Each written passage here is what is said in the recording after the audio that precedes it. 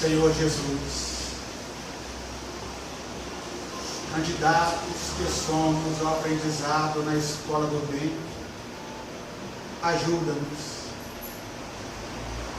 para que possamos aprender contigo as sublimes lições do Evangelho, a herança bendita do Pai que repartiste conosco. E buscando, Senhor, entesourarmos em nosso espírito o amor, a compaixão, a humildade e a caridade, possamos nós renovarmos o nosso ser contigo, onde estivermos, com quem estivermos, hoje, agora e sempre.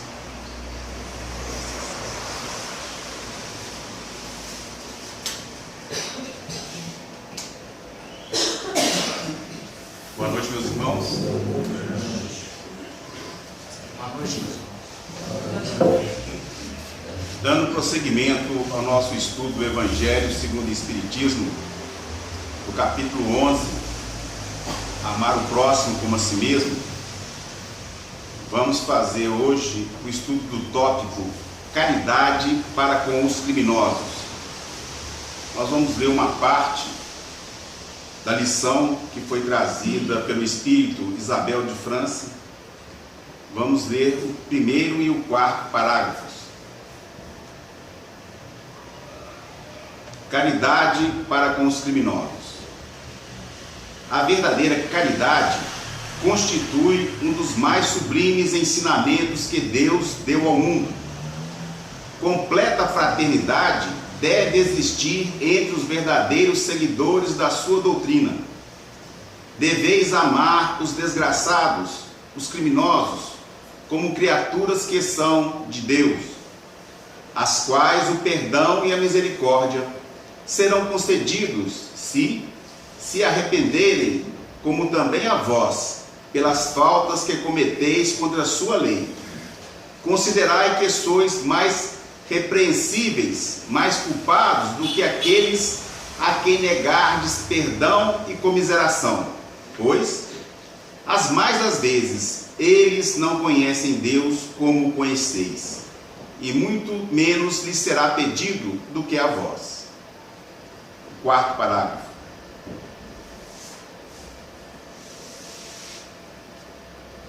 Estão próximos os tempos, repito-o, em que nesse planeta reinará a grande fraternidade, em que os homens obedecerão à lei do Cristo, lei que será freio e esperança e conduzirá as almas às moradas ditosas. Amai-vos, pois, como filhos do mesmo Pai, não estabeleçais diferenças entre os outros infelizes, porquanto quer Deus que todos sejam iguais, a ninguém desprezeis. Permite Deus que entre vós se achem grandes criminosos para que vos sirvam de ensinamento. Em breve, quando os homens se encontrarem submetidos às verdadeiras leis de Deus, já não haverá necessidade desses ensinos. Todos os espíritos impuros e revoltados serão relegados para mundos inferiores de acordo com as suas inclinações. Recomendamos que toda a lição seja feita depois, mas aqui já temos substância suficiente para abordarmos o tema. Muitas vezes pensamos que a Terra se tornaria um mundo melhor se nos livrássemos dos criminosos, dos violentos, dos assassinos. Talvez fosse uma boa medida assassinar os assassinos. Mas aí a pergunta: os fins justificam os meios? E os assassinos de assassinos não são também assassinos? Será que cessaria aí? Então, nós vemos que esse pensamento que às vezes temos, ele é incorreto, tanto na sua execução quanto no seu objetivo. temos que pensar como espíritos imortais que somos. E como espíritos imortais que somos, nós, como espíritos e não corpos, é que estamos destinados à felicidade.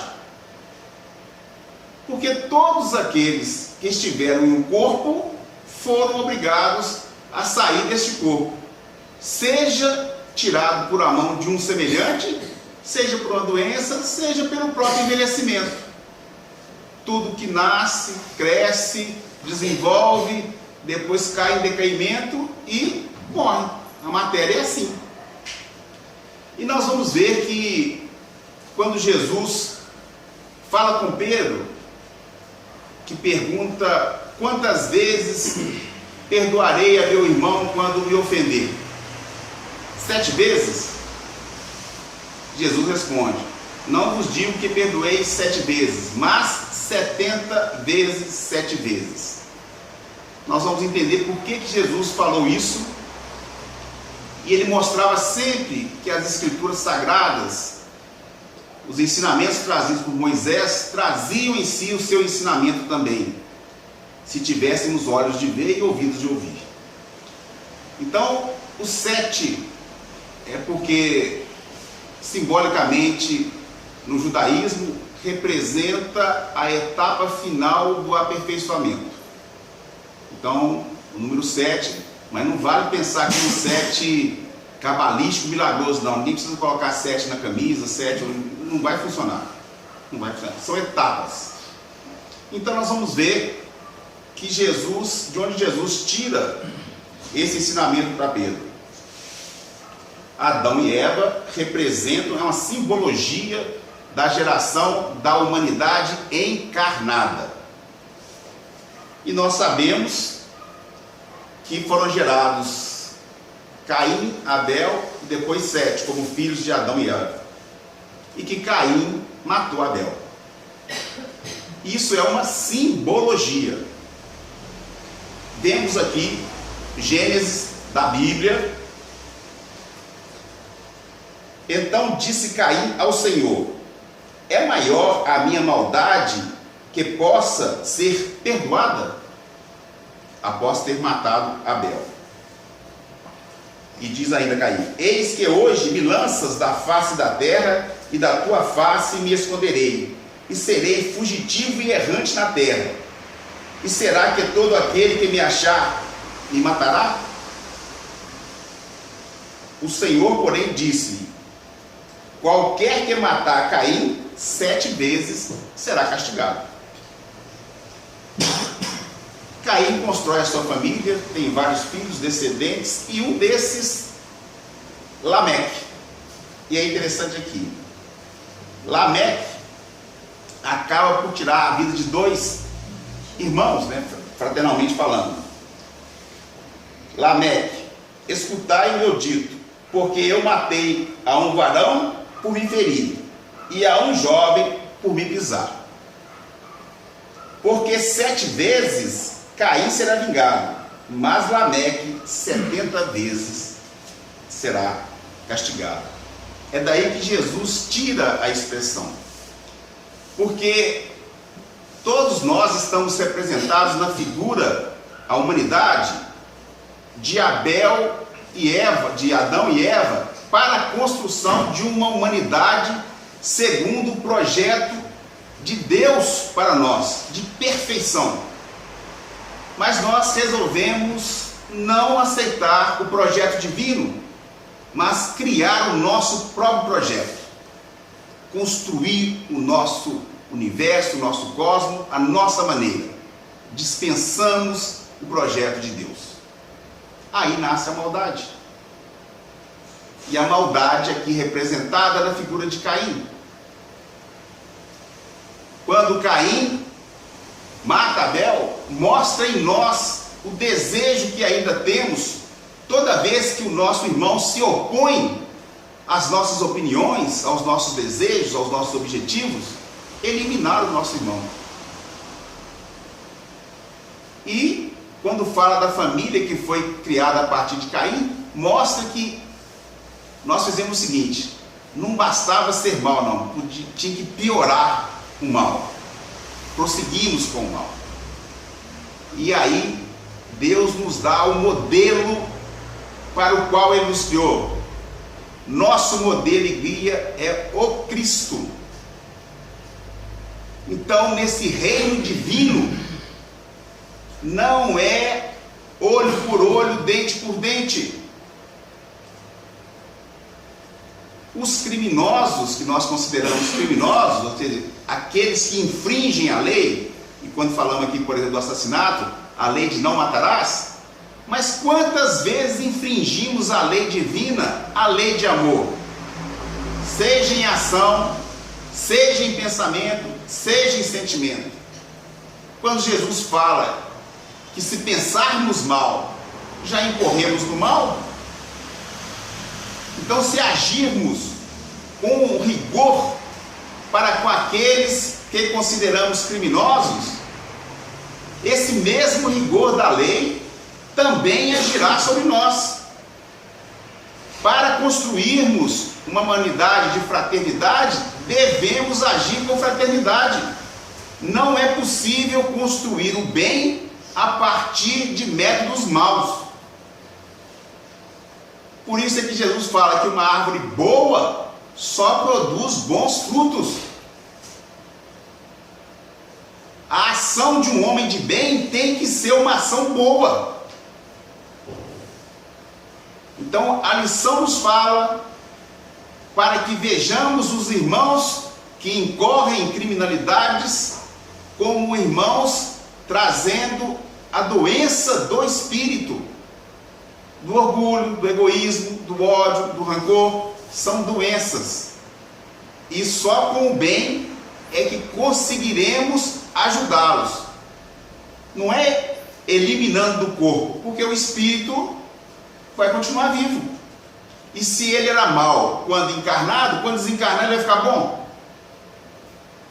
Ele vai ser o mesmo foco de maldade, de ódio, estimulando através do pensamento as pessoas que estão encarnadas. O que é o processo de obsessão? É a influenciação de um espírito mau sobre alguém encarnado. Então não resolve. Irmão João. Quando nós falamos em criminosos, nós apenas enxergamos a pessoa que pega um revólver e tira a vida física do outro. Mas é aquelas pessoas que matam a esperança, matam a boa vontade, matam todo o processo de sentimento que a outra pessoa tem. Aqueles que pegam o Evangelho de Jesus e matam o sentido da palavra para que possa ter vantagem material. Não será isso um assassinato também? O livro Jesus no Lar nos traz uma lição que merece a nossa atenção. Chama-se o Santo Desiludido. Um senhor que se retirou para uma gruta, e lá na gruta ele vivia em constante oração. E toda pessoa que queria empreender alguma coisa, ele convidava essa pessoa a orar e desistir do empreendimento. A pessoa, às vezes, queria gerar trabalho, ele aconselhava para que crescer materialmente. Nós observamos que essa pessoa, de uma certa forma, está interferindo na lei do progresso, que é uma lei divina, que Deus nos criou para nós progredirmos também materialmente. O grande problema não é ter nada material, nós só temos equilíbrio na utilização das coisas materiais. Esse senhor, ele foi orientando através de oração e retirando o pessoal do trabalho, apenas viver em oração constante. Não gerava nada em termos de obras, em termos de trabalho, em termos de progresso. E como o tempo tudo modifica, ele veio a desencarnar. Quando ele desencarnou, os seguidores dele, que tinha desistido de fazer as coisas, pensou que ele fosse arrebatado diretamente para o céu. Ele próprio Deus pensou que iria para o céu direto, vivendo em constante oração e desistindo, se isolando das coisas materiais do progresso, que é uma lei divina. E aconteceu o seguinte: de repente ele se viu em um lugar de trevas e ele ficou assustado. Mas o que aconteceu? Imediatamente então ele foi orientado o seguinte: que se ele não for um homicida vulgar, não usar o revólver para matar ninguém, pelo menos retirou, matou a esperança, matou a boa vontade, impediu que as pessoas então progredissem espiritualmente. Jesus fecha essa lição dizendo o seguinte: plantamos a crença e a confiança entre os homens, entendendo, entretanto, que cada criatura tem um caminho que lhe é próprio. A fé sem obras é uma lâmpada apagada. Nunca nos esqueçamos de que o ato de desanimar os outros nas santas aventuras do bem é um dos maiores pecados diante de Deus. Então, todas as vezes que nós matamos a esperança, nós desviamos as pessoas das boas coisas, nós estamos também sendo um assassino. Né? Conta-nos Miramês, no livro Francisco de Assis, psicografia de João Nunes Maia, que na cidade de Rio Torto havia um leprosário. Estamos falando na plena Idade Média, por volta do ano de 1200. Imagina naquela época qual eram as condições de quem vivia tomado seu corpo por essa doença terrível. E Francisco de Assis pedia a seus discípulos que fossem levar também a palavra de consolo, o Evangelho, os ensinamentos de Jesus a esses irmãos que se achavam segregados nos leprosários dessa época. E certa feita, Frei Pedro de Catane e Frei Paulo, discípulos de Francisco, foram até esse leprosário. E lá falava com os doentes. Até que um, revoltado, espírito que ainda trazia dentro de si uma carga muito forte de violência, pois havia sido e era um criminoso incendiário. E ele, ouvindo as palavras dos discípulos de Francisco de Assis, fala: vocês falam assim porque não estão no meu lugar. Quem é esse Deus, quem é esse Jesus que vocês vêm pregar para mim? E quando vocês estão aí só falando, eu aqui, na minha revolta, cada vez me deteriorando mais. E cada vez que vocês voltam aqui trazendo essa palavra, eu só pioro. De que me serve essa palavra?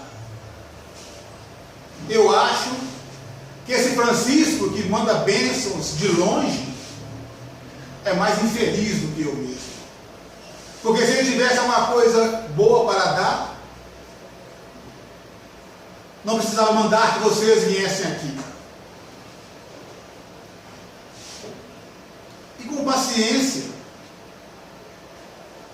Frei Paulo e Frei Pedro ouviam aquele espírito, aquele irmão revoltado. E como a paciência tem limite, Frei Pedro de Catane pega aquele irmão, coloca no ombro e diz: vamos levá-lo de encontro a Francisco de Assis. E partem rumo ao Rancho da Luz, onde viviam os franciscanos. E chegando lá, Francisco de Assis, a ver aquele leproso, fala com eles que havia um risco de trazer naquela época um leproso fora para junto da comunidade. Mas sente aquele imenso amor que Francisco tinha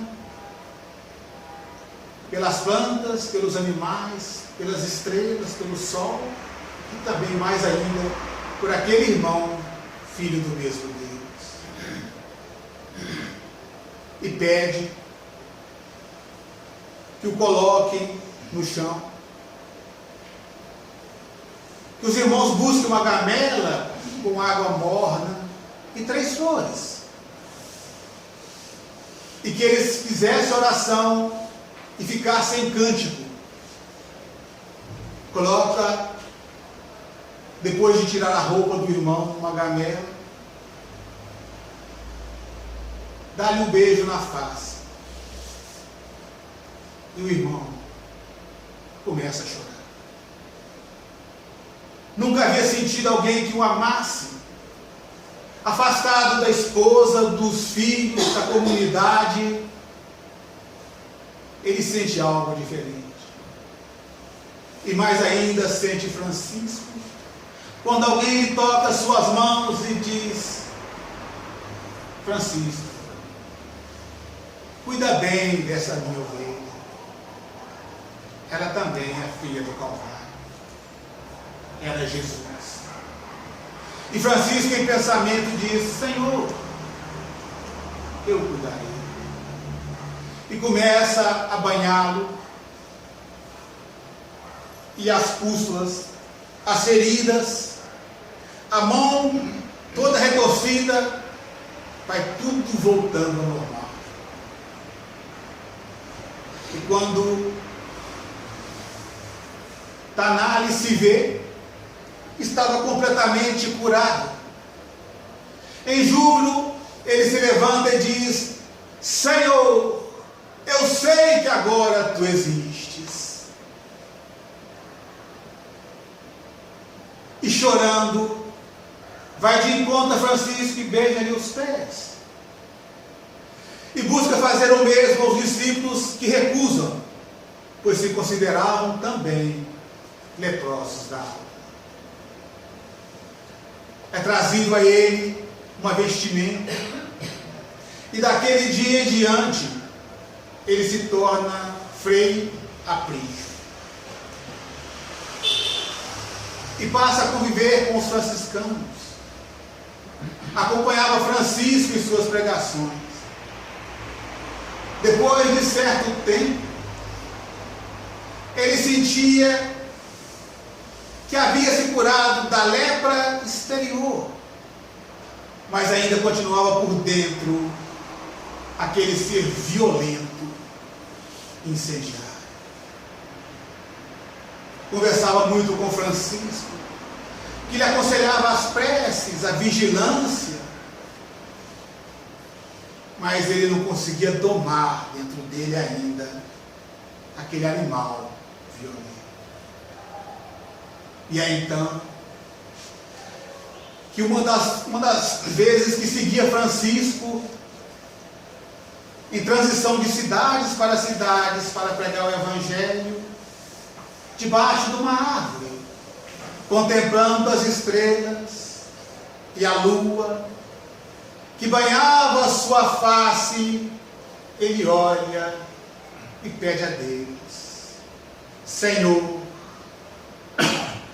dai-me de novo Valéria, somente ela para tirar de mim esse animal que resiste em continuar. E faz assim uma prece. Quando ele acorda de manhã, começava a brotar novamente as chagas. Ele troca a veste de franciscano e vai de novo em Rio Torto e adentra no leprosário. Passam-se 6 anos e ele vem a desencarnar. E passa para o plano espiritual livre da lepra que ele trazia em sua alma, a violência e o orgulho. Ele entendeu o processo do tratamento que temos de fazer para retirar de nós o corcel rebelde, a maldade e o mal que ainda trazemos. lembremos Jesus, que não esquecia os feridos, os doentes, os isolados, mas também ajudava os que levavam a doença, a desolação, o sofrimento. Jesus amparava os injustiçados, mas estendia a mão também aos injustos, aos que provocam a injustiça. Vamos encontrar o Mestre que não se recusou a ser crucificado diante do lado de 2 ladrões. Vamos encontrá-lo na casa de Simão, o fariseu orgulhoso, e ele recebe a mulher do mundo, uma meretriz, como uma irmã, e a converte para o seu rebanho. Se Jesus não se afasta dos que sofrem e dos que fazem sofrer, ampara os que choram e os que fazem chorar, seremos nós, espíritos endividados, que trazemos cinzas do nosso passado delituoso, que vamos amaldiçoar o nosso próximo. Achar que a dor, o sofrimento, a morte é bem devido àquele criminoso. Quem somos nós? Almas endividadas, para julgarmos e traçarmos sentenças a quem quer que seja. Oremos para os criminosos, misericórdia para eles, piedade para eles. Não podemos fazer igual Jesus, ir de encontro e abraçá-los, patrocinando a insensatez, mas podemos orar por eles. Podemos pedir a Deus que toque os seus corações, que renove os seus pensamentos. É Jesus o remédio para todos nós.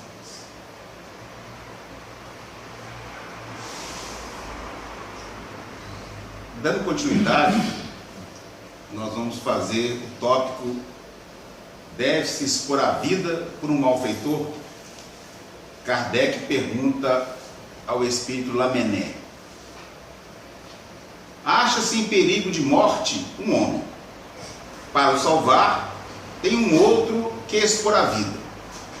Sabe-se, porém, que aquele é um malfeitor e que, se escapar, poderá cometer novos crimes. Deve, não obstante, o segundo arriscar-se para salvar um malfeitor? Isso é um dilema. A resposta do espírito Lamennais: questão muito grave é esta, e que naturalmente se pode apresentar ao espírito. Responderei na conformidade do meu adiantamento moral, pois de que se trata é de saber se se deve expor a vida mesmo por um malfeitor. O devotamento é sério. Socorre-se um inimigo. Deve-se, portanto, socorrer o inimigo da sociedade, a um malfeitor em suma. Julgais que será somente a morte que, em tal caso, se corre a arrancar o desgraçado? É talvez a toda a sua vida passada. Imaginai, com efeito, que nos rápidos instantes que lhe arrebatam os derradeiros alentos de vida, o homem perdido volve ao seu passado, porque antes este se ergue diante dele. A morte, quiçá, talvez, lhe chega cedo demais. A reencarnação poderá vir a ser-lhe terrível. Lançai-vos então, ó homens, lançai-vos todos vós, a quem a ciência espírita esclareceu, lançai-vos, arrancai-o a sua condenação. E talvez esse homem, que teria morrido a blasfemar, se atirará nos vossos braços. Todavia, não tendes que indagar se o fará ou não. Socorrei-o, porquanto, salvando-o, obedeceis a esta voz do coração que vos diz: pode salvá-lo. Salva. Aqui vemos, nesse dilema, que às vezes pensamos, né, salvar alguém que é um criminoso e que poderá cometer novos crimes. Será que não é melhor deixar ele morrer? Que estaríamos evitando os crimes com a morte dele? O que o Espírito Lamennais nos fala? Tudo está na nossa consciência. O homem de bem só pratica o bem. Se praticarmos o mal em ação, pensamento ou sentimento, não somos pessoas de bem. Podemos até estar nos esforçando, mas mostra que ainda trazemos em nós a animalidade. Aquela arca de Noé que recolhe os bichos, somos nós, recolhendo cobras, lobos, leões e outras animalidades dentro de nós.